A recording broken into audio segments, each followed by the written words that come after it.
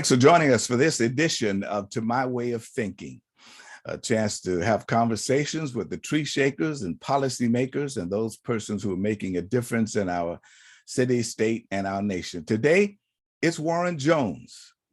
Warren is currently serving on the Duval County School Board, but his history in Jacksonville government is a bit legendary, at least to my way of thinking. It is. Thanks for joining us today, Warren. Thank you, Fred. Thanks for inviting me. Appreciate it. Certainly my pleasure. Well, we got a number of things I want to talk on, but let me ask you a broad question for starters. What is the state of the city and county? What is the state of the city and county of Jacksonville, Duval? That's a very good question, very interesting question. I would say that it's one that's not being represented well by the people who are elected. Too many of them are being controlled by big money donors. The city is still divided in spite of efforts to bring the city together. We still have two cities, one that's flourishing economically, politically, and socially, and one that's not, characterized by blight, economic high unemployment. We have two Jacksonvilles, and it's going to take a lot of leadership, honest, sincere, dedicated leadership. And it has to be, the changes can't be 1 year. You know, the thing that I hear a lot of councils members say now is we're going to create these mini grants to help these small nonprofits. Well, on the surface, that sounds good, but funding for programs to help our students to reduce the murder rate and the crime rate in Jacksonville, that funding has to be generational. It can't be 1 year or 2 years. It has to be generational. You can't turn Jacksonville from the murder capital of the state of Florida with a 1 year program. As Mayor Payton found out, he developed the journey, which was very effective in reducing our murder rate. We went from 150 something down to 71 murders in about 2 years. But then the funding for the Journey program started to be reduced and the murder rate started to inch up, and we're right back where we were prior to the funding of the Journey program. So I would say the state of Jacksonville is one that's being controlled, unfortunately, by those who have special interests and not those who are concerned about the overall growth and development and improvement of the quality of life for all citizens in Jacksonville.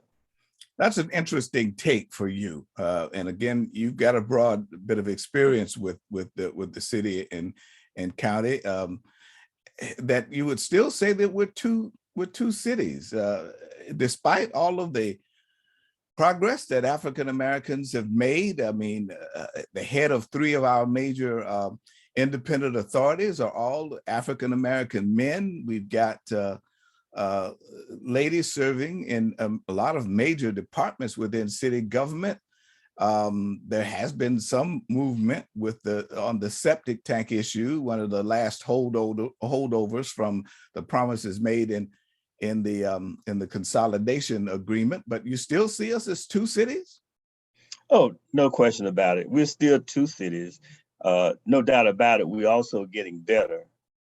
But when you drive, there's a book called Seamless Communities. And when you look at the blight, the trash, the boarded up homes, you see two different cities as you drive from south side to north side. The core city is still like a different country, a different city. And we have to redouble our efforts and make a sincere effort to clean up and improve those neighborhoods. Affordable housing is becoming a big issue in Jacksonville. And we have plenty of neighborhoods that are affordable, but because people are leaving those neighborhoods because of the blight, not so much because they want to leave their homes, but I truly believe a lot of people are leaving those older neighborhoods because of the blight and increasing crime that happens in those neighborhoods. So when you look at the crime rate in Jacksonville, you notice that certain zip codes are the ones that dominate the murder rate. So yes, we still have two cities. Now you have served, correct me if I'm wrong, I think you began your political career, at least on tap with was that Civil Service Commission that you initially served on? No, I never served. I ran unsuccessfully for city council in 75. And then I ran again in 79 and won. So that was my first time. I had no elected office or appointed office prior to 1979. And of course, when you initially ran, we didn't have any term limits. And you ran in what's now still District 9, one of the, forgive me for saying this, but one of the poorer districts in Jacksonville. Zip codes, it's still struggling, but you served that district for what, almost 2 decades off and on. I think when you came back, you served with that. You did get a term as city council president at one point, right? Yes, I did. Yeah, okay. That was my 3rd term on the council. Historically, you had to serve almost 3 terms to be elected council president. Earl Johnson was in his 3rd term when he was elected. Mm-hmm. I was just beginning my 4th term. I think back then there were no term limits, of course, as you pointed out. But I think developing those relationships with your white colleagues took more time. I think today, with Newby serving as council president and Freeman poised to be the next council president, I think term limits has changed that dynamic where you come on with relationships, and I think that allows Blacks to become president a lot earlier. Now, the question of the day, should Jacksonville continue to build, or should it work more on managing what we have? I think you have to do both. I think a city does not remain stagnant. It either grows or it dies. So we got to do both. We got to continue to grow, but we also have to invest in our older neighborhoods to make sure they're stabilized and safe and clean neighborhoods. Otherwise, what happens to that new community that's developing today? What happens to that neighborhood 30 years from now when it becomes older? And we also have to work to make sure that we have a variety of income levels in those neighborhoods. We hear oftentimes that retail and you have these food deserts in our communities. I never forget when J.C. Penney's was talking about moving out of Gateway. Corrine Brown at the time, who was a state U.S. representative, asked the regional manager, for J.C. Penney's to meet with several of us, and she invited a number of Black elected officials and leaders to meet with him. And as he walked in the door, he said, "Look, I know why you're here, but when I look at the average household income around Gateway, it's $18,000 a year. When I look at the average household income of Dunn Avenue, where they eventually moved, it is $36,000 a year. So you do the math. Where would you locate a J.C. Penney store?" And so, of course, that's what happened. And that was the beginning, I think, of the real decline for Gateway, was when J.C. Penney's pulled out, then Morrison's closed, cafeteria closed. So as I look back over those efforts to revitalize older neighborhoods, you have to have a very good income mix.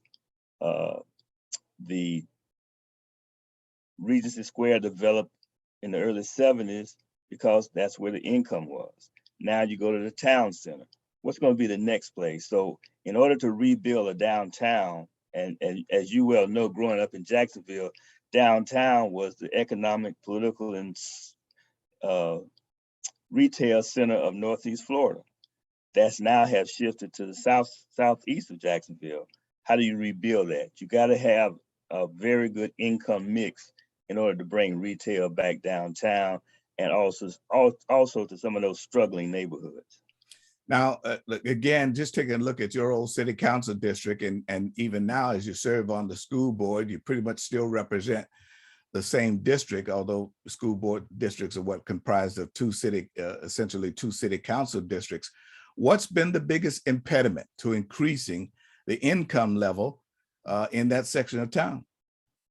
Well, the biggest impediment is, as I pointed out, is I think people are moving out, are not moving into the community and moving out of the community because of not only the crime, but the blight that kind of generates, makes it a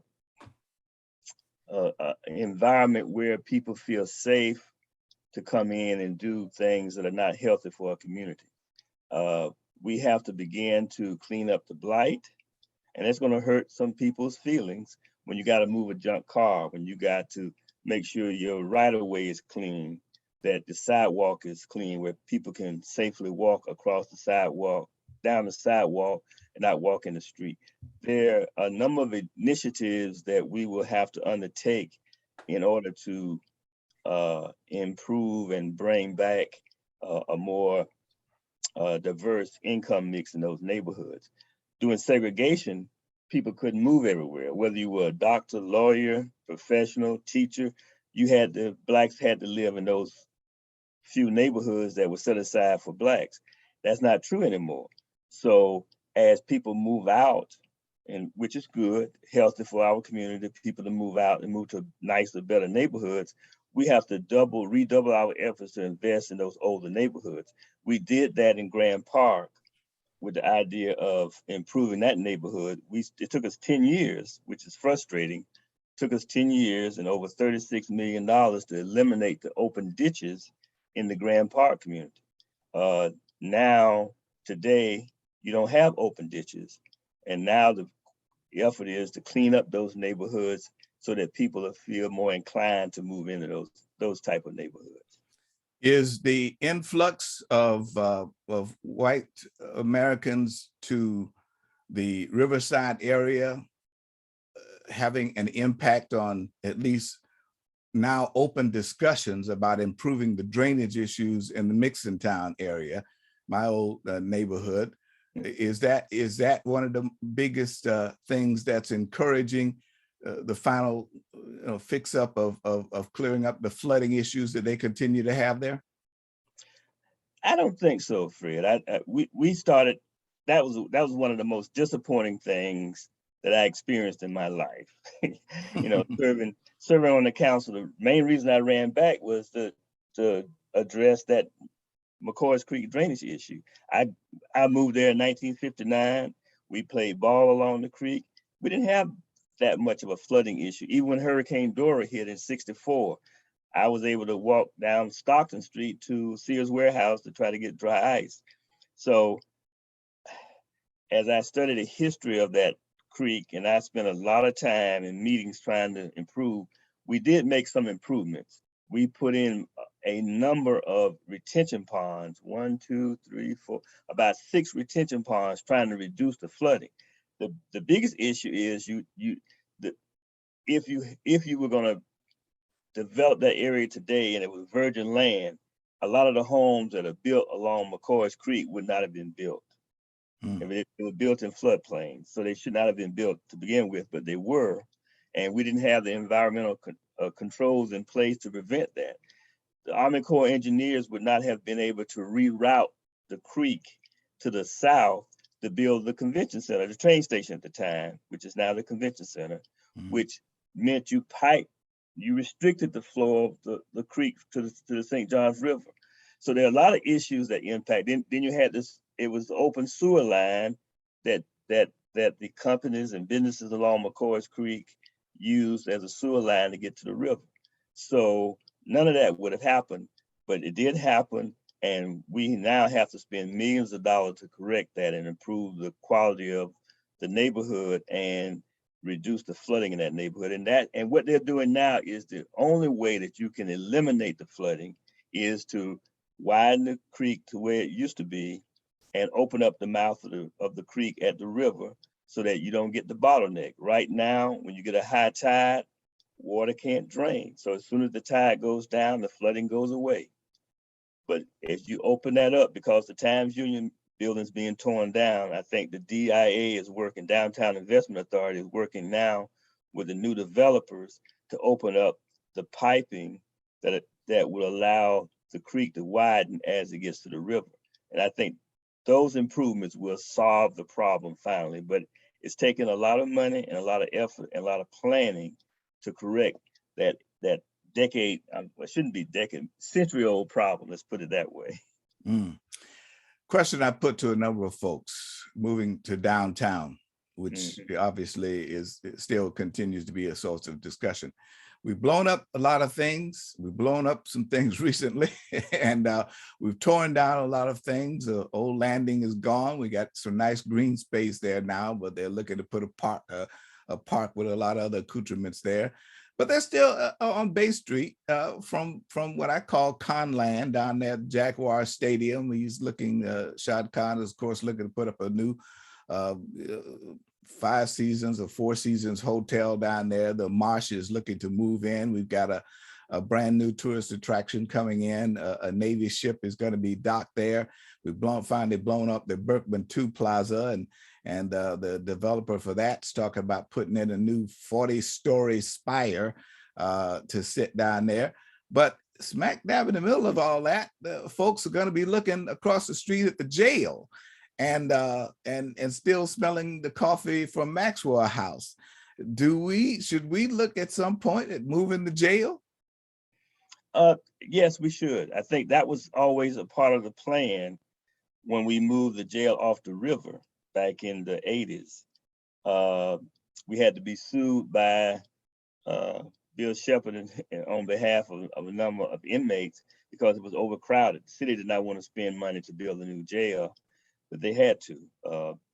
Federal law required, federal courts required that we build a new jail.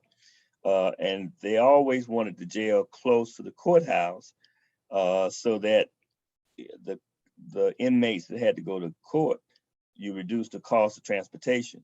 I think it's smart to move the jail from a current location, which still gives those people on the top level of a good view of the river.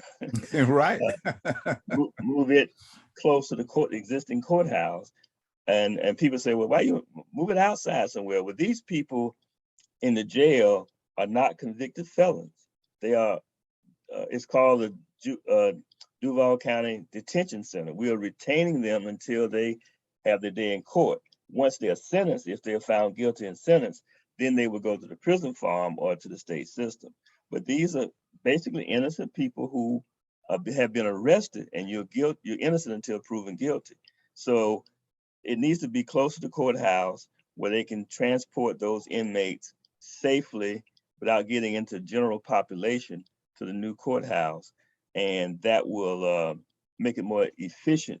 The operation would be far more efficient than it is today, and having to bus them all the way down to the courthouse. They do have 2 courtrooms in the pre-trial detention center today for first appearances primarily. So yes, I support moving the jail. I'm sure that the Conland will want to see it moved a lot sooner than the city is willing to move it. I think that's one of the quiet conversations going on.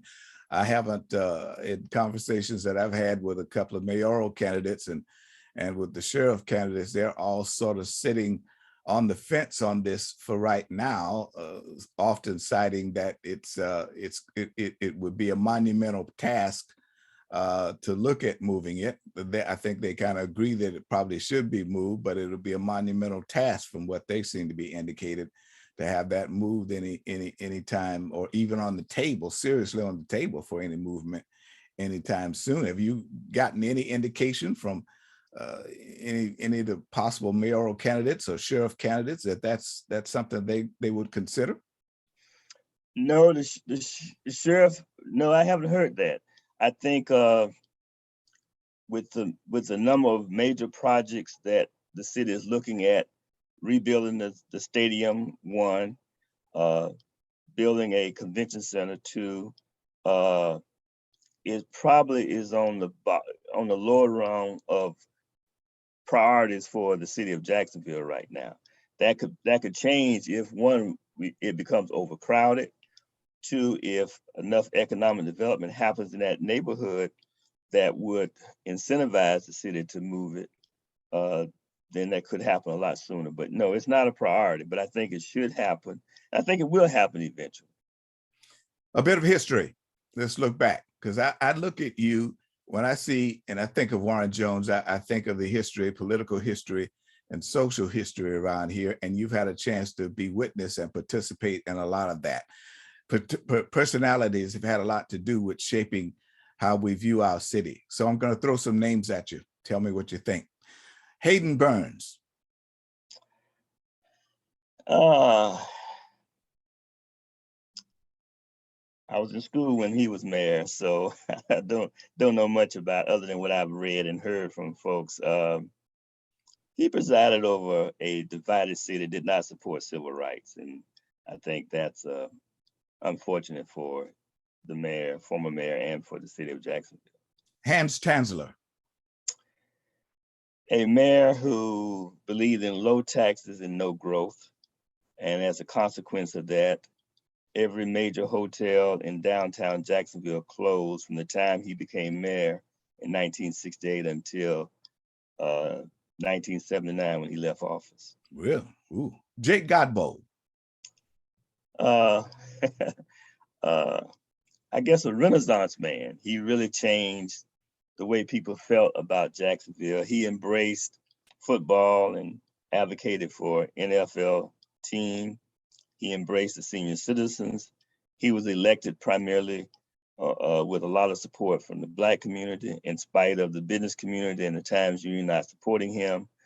But he embraced change, positive change. He pushed through the first minority set aside 10%. He appointed the first Black department head, second Black department head in the history of Jacksonville. He was a person who really cared about and loved Jacksonville dearly.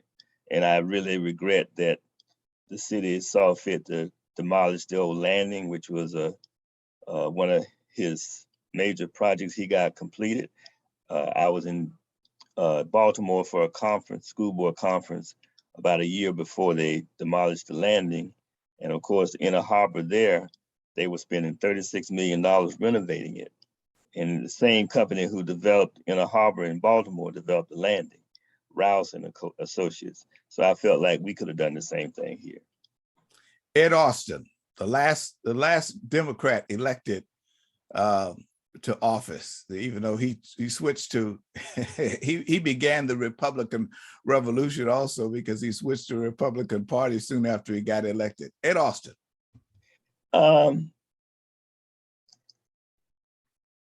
I think Ed was an honest man who was kind of like a caretaker. They wanted to get Tommy Azzurri removed from office, and they found Ed to do that. And I think he just was a caretaker, although he was honorable. He believed in downtown development, worked very closely with us when we pushed through the first minority business enterprise program after the set aside was ruled unconstitutional. He struggled with that, but it eventually came around and supported it. So good man, though, very good man. When I came back to Jacksonville after active duty in the Air Force and began to get involved in the news business, and at the same time, I found myself involved in a lot of civil rights issues. I ran into a guy that made an impression upon me. He served on the city council with you, and I saw you guys together having a lot of conversations together, and that was Harold Gibson. Harold was a very impatient person. He's very impatient. He shook things up. And I think he cared about the city of Jacksonville. I think he was misled by Jake and the fact that he felt like Jake and his friends were making a lot of money off of the taxpayers. I don't think that was true. I think Jake just felt like that, Harold served under the Tanzler administration where there was not much growth. Jake was just the opposite. He wanted to grow the city, and some felt like only way your friends can make money is you got to grow them and they can give you money back. And I think Jake just wanted to see the city blossom and grow and be the best that it can be, which was the slogan at the time of consolidation was the bold new city of the South. There was nothing bold about having every hotel in downtown Jacksonville closed over a 10, 11-year period when we were noted as a small, mid-sized convention town without a convention center.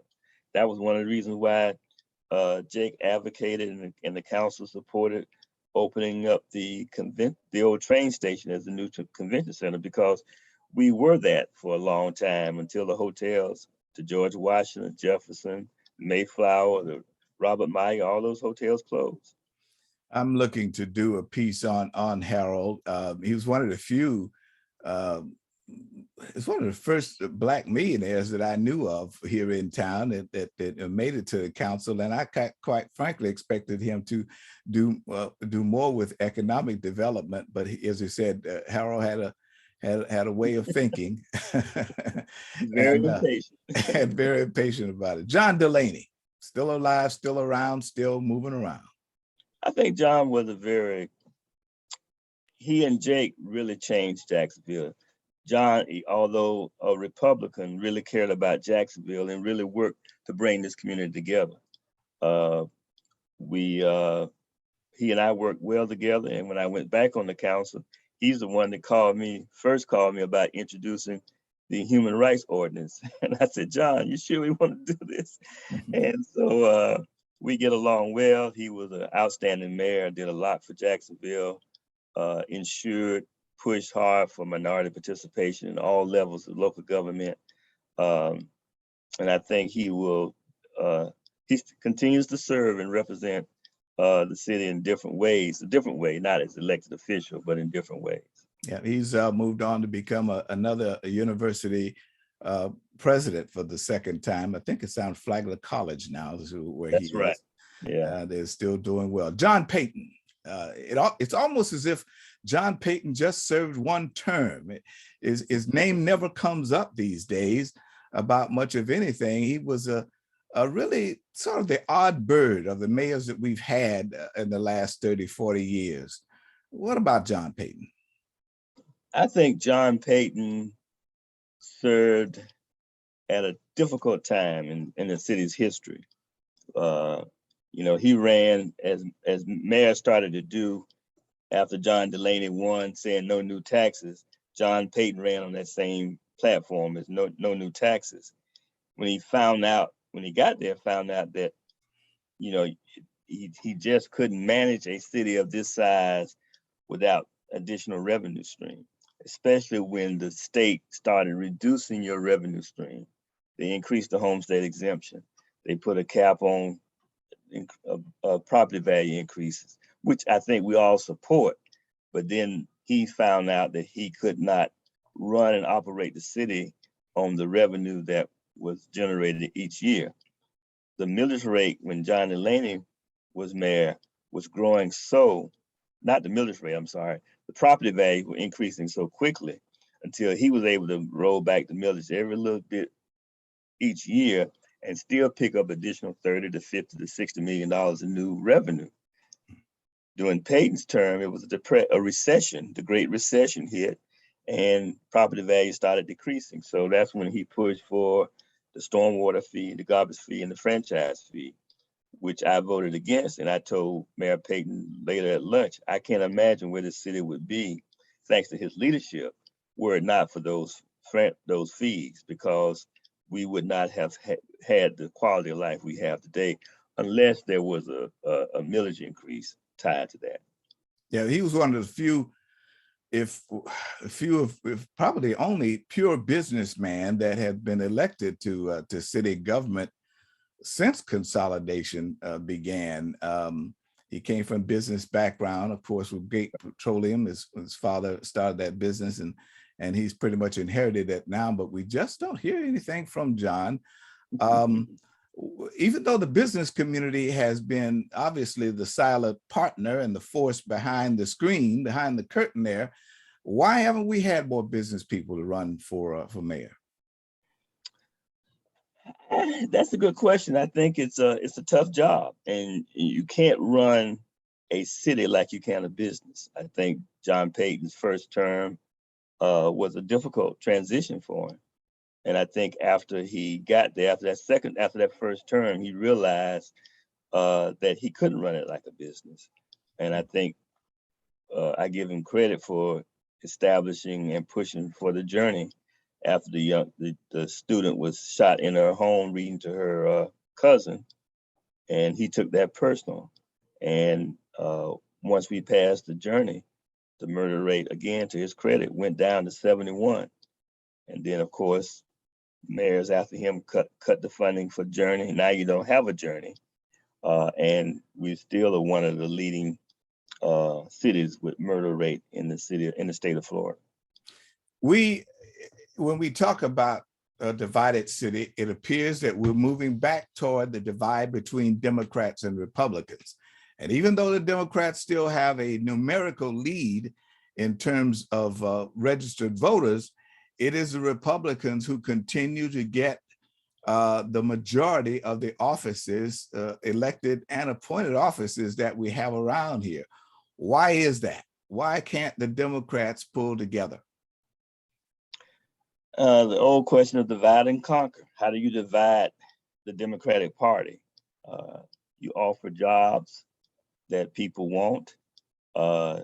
You support candidates that are Democrat in name only. Unfortunately, many in the business community identify more with the Republican Party than they do the Democratic Party because of the Democrats' advocacy for employee rights. And so it's amazing to me why we can't win more offices in this county. We're one of the few larger counties that is not controlled by Democrats. You look at Orlando, you look at Tampa, Atlanta, almost every major city of any size, even Gainesville and Tallahassee. But I think it goes to education. I think education is a big key, and we have to do a better job of educating our voters on the issues and who best advocates and represent issues that benefit and improve the quality of life for those of us in this community. The Democratic Party is primarily a majority of the people who are in the Democratic Party are Blacks. And I think that kind of turns some whites away from the Democratic Party. And you look at the 4 minority access districts, 7, 8, 9, and 10, they're the only district that consistently vote Democratic. District 1 that was by Joyce Morgan, the Republican Party has now got Ken O'Mara to run, so they're gonna flip that one probably unless he gets a very strong opponent who can win, a Democratic opponent that can win that district. So it's going to be interesting. I'm really concerned about it at large and where our city is going. When you talk about the Republican Party and how divisive Trump and DeSantis are, and yet there are people in the Republican Party that still support the party, even though you have leaders of that nature leading that party. Now, that's quite an irony, considering the fact that as we sit here today in 2022, the president and vice president of the Jacksonville City Council are both Republican, both African-American males. It's quite an irony. Yeah, it is. But you got to look at the policies. What do they represent? When we tried to get the half penny approved and on the ballot without sharing it with charter schools, we couldn't get the votes from many of our Black elected officials. So you look at who control. That was my point earlier. Having a Black elected official that's controlled by someone else doesn't help the Black community at all. You need elected officials, irrespective of their party affiliation, who will do what's best for the community. You and I both know, Fred, that Duval County has the oldest schools in the state of Florida. You and I both know that the core city of schools have been neglected. I think they built one new school in the last 30 years in the core city. That was Andrew Robinson. Everything else has been outside of the core city. For the first time, when the school board and the citizens voted for the half penny, we're spending 45% of those dollars in the core city because that's where the problem is. Once we get a government that can identify objectively the problems and fund those problems appropriately, then you'll see progress. We're making progress, but why should we share those dollars, taxpayer dollars, with privately controlled charter schools who are not 10 years old? Here we have schools we have 3 or 4 schools that are over 100 years old. Even, I think last time I counted, 121 of our 160 some schools were built prior to 1970. That means they're 50 years, they're almost so ready for Social Security if they were persons. But yet we have to share those precious tax dollars with charter schools. And I wonder sometimes if that was done intentionally to allow those schools to decline. I was shocked when they told me that Raines had to be rebuilt. I said, wait a minute, Raines, that school is not as old as Stanton or Paxson. But yet and still, when they built Raines, they did not maintain it because it was an all-Black school to keep from integrating Reebok. Eugene Butler, where I graduated from, has to be rebuilt because the school district hired Jacobs Engineering to do an evaluation of all our schools.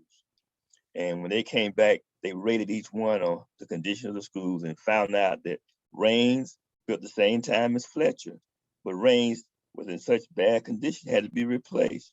Fletcher's not. Why is that? In 65, when Raines opened, apparently from the time it opened until, I guess in the 80s or 90s, they did not maintain that school like they did Fletcher. So some of that's by design, and some of it's because we was not aware of what was going on. You just finished a term, a year as chairman of the Duval County School Board. Of course, as we speak today, you're still on the school board. What was the biggest reveal that you had in this new position and in your service on the school board? You've partially answered that already, but what is your biggest reveal that you discovered is during your term as chairman of the board? In addition to the lack of maintenance of schools that were designated as Black schools, I think the biggest difference is the school board does not control its revenue stream. The state of Florida determines the millage rate. The state of Florida determines how much money we can raise of tax dollars, and they roll back, unlike the city of Jacksonville. Whether the millage rate changes or not, the city of Jacksonville picks up the same amount of revenue, and they get growth on top of that. So the millage rate for the city may be 5 or 6 mills, which is $1,000 per, each mill is $1,000 per 100,000 evaluation. Whereas the property value goes up, even though you didn't change the millage, you get more revenue. The school board, on the other hand, the millage does not remain the same, and the state for the last 10 years has rolled back our millage rate from 5 point some mills now to 3.56 mills. So that was the biggest shocker for me. And I was teasing former Mayor Tommy Missouri when they were looking at selling the JEA. I said, well, I don't support it, but if you were to sell it, the only people would benefit is the school board because then it becomes taxable. He said, no, you won't benefit because the city will, but you won't because it becomes taxable, but the state rolls back your millage. So you don't fully recognize new growth and increased property values.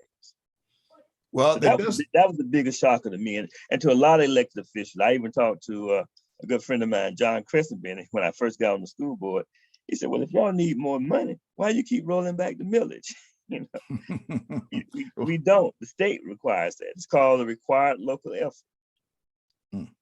Now, I don't think there's going to be any stopping of getting more private schools up, because now every other television commercial break has an advertisement for a new private school that kids can go into. But those are charter schools, but you're right. I know. Yeah, Those are charter. They're free charter schools, not public. Yeah. Right. Now, I mean, not private. Are you, and again, as we speak now, the school board is proposing an additional tax. From what I understand, you guys are proposing that mainly to get your teachers to some kind of equitable pay level so you can retain them and attract new ones. Are you going to run into the same problem you ran into with a half penny when you get ready to go through the city council to get them to put it on the ballot? We hope not, because with the charter schools, they are teaching students, so they're entitled to that money too, and that's already a part of state statute. Oh, so they will be able to get funds. Will that be now? Will that will be specific for them, for teachers, or will they be able to use that any way they want? No, it's specific for teachers' operations. It's restricted to school operations only. You can't use it for capital improvements, anything like that. The half penny was restricted to capital improvements. The millage increase, it would be tied to, and it's only for 4 years with the millage increase, and that's tied to operations. So you can pay teachers' salaries. And what has happened, the governor has increased the starting salary of a beginning teacher statewide. Our starting salary up until 2 years ago, before the governor provided more funding, was $38,900. Today, the starting salary teacher is $46,500. So there's a big increase. But what they didn't do was provide funding for experienced teachers. So you got a teacher like, let's say you've been teaching for 17 years. I come on board. I just started this year, and you're making $500 more than I am, and you've been teaching for 17 years. That's what it has done. And that's why we need the millage increase, because experienced teachers are leaving left and right. They're frustrated because here they've been teaching for 17 years, and a rookie teacher who just started a year or two ago is making $500 less than they're making. So that's the problem, is experience, and we've never had that large a vacancy. As of Tuesday, 3 weeks ago, we had 466 vacancies. For every one teacher we hire, we were losing 2 or 3. And the ones that we're losing are experienced teachers. And used to be a day when teachers left at the end of the school year. They're leaving every week. They're not waiting to the end of the school year. 400, and the most vacancies we've had, I think, was 198, something like that. And today is 466. So how do you begin to close the achievement gap between Black students and white students when you're losing your most experienced teachers?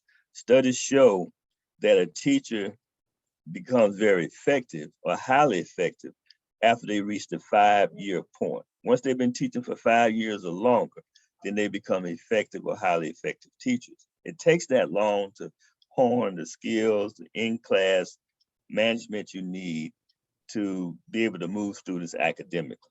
And those are the teachers that we're losing, are those experienced, highly effective, and effective teachers.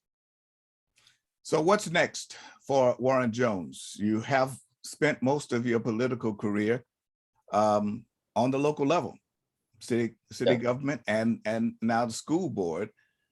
But it doesn't appear that you had very much interest in moving to the legislature, for instance. What's next for Warren Jones? Just enjoy life and relax and watch politics from afar.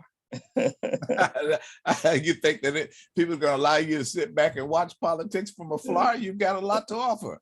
Yeah, well, I can still talk to people. And I'm supporting some folks that's running for city council who I think would do a good job, who really care about the neighborhood. But I see that as my role. I'm enjoying people like you and Rodney Hurst, and just sit back and watch it from afar. Well, we will certainly see how that goes. We'll see how that goes. Look here, Warren, I thank you for your time. It's always a joy speaking with you when we see each other here and there. And I wanted to have this. This is sort of the beginning of a conversation. I've got a whole lot more topics that I'd like to pick your brain on, and I think other folks would like to hear from you on.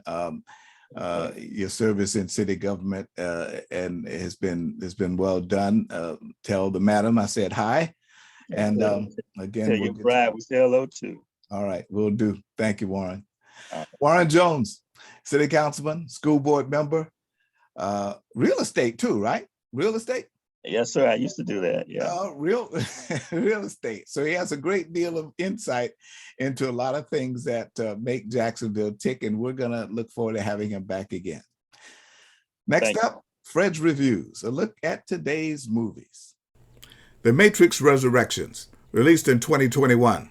This was not the resurrection hoped for. Give this 5 of 10 stars. But we're all trapped inside these strange repeating loops. Billions of people just living out their lives.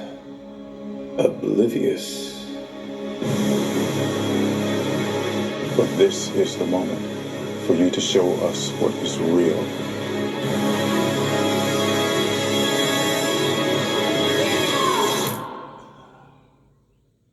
Aside from the fact that the viewer needs to have a PhD in computer science and programming to understand the first 45 minutes of this so-called sequel, this is not a good film.